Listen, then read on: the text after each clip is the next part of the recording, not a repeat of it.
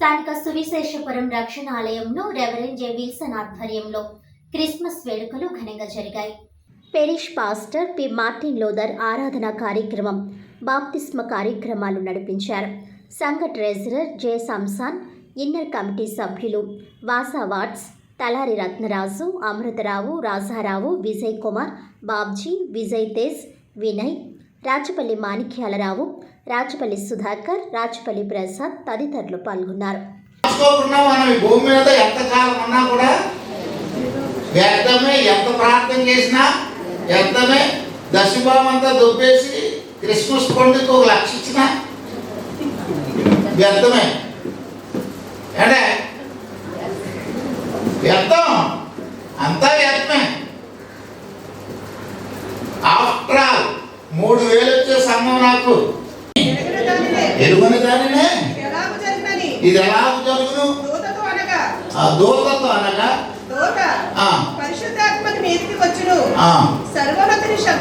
సర్వోన్నతుని శక్తి నిన్ను కమ్ముకొనును గనుక పుట్టబోవు శిశువు పరిశుద్ధుడు, దేవుని కుమారుడు అనబడును. ఏం చెప్తున్నారు ఇక్కడ?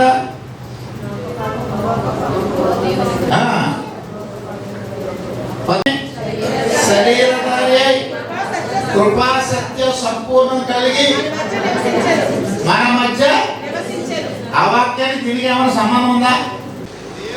డిసెంబర్ 25 ప్రపంచవ్యాప్తంగా యేసుక్రీస్తు యొక్క జన్మదినాన్ని ప్రపంచ దేశాలు జరుపుకుంటున్నాయి.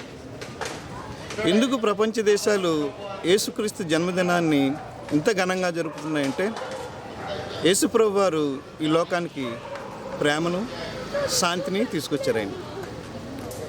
మరి ఆయన అంగీకరించిన వారందరూ కూడా మరి దేశ విదేశాల్లో గొప్ప మిషనరీలుగా చారిటీ చేశారు. ఇది మన భారతదేశంలోనే మరి మిషనరీ ద్వారా వచ్చిన క్రైస్తవులు ఈ రాజమండ్రి పరిసర ప్రాంతాల్లో కూడా అనేకమైన మరి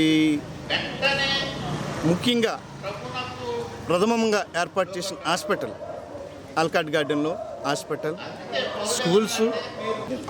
ఈ రోజున రక్షణాలయం సెయింట్ జాన్ లూథరన్ చర్చ్ సువిశేషపురం రాజమహేంద్రవరంలో ప్రభు అయినటువంటి యేసుక్రీస్తు వారు జన్మించినటువంటి ఈ జన్మదిన వేడుకల్ని, క్రిస్మస్ వేడుక చాలా ఘనంగా జరుపుకుంటున్నాం.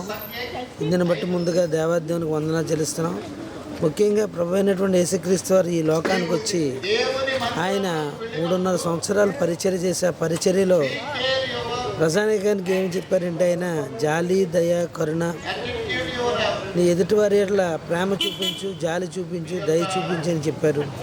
ఆ ఉద్బోధనలనే ఈ రోజుని ప్రతి క్రైస్తవుడు కూడా తన దైనందిన జీవితంలో అనుసరిస్తూ చాలామందికి ఎన్నో క్రైస్తవ సంస్థలు కానీ క్రైస్తవులు కానీ వాళ్ళకి విద్య, వైద్య, ఇతర సదుపాయాలు కల్పించడం జరుగుతుంది.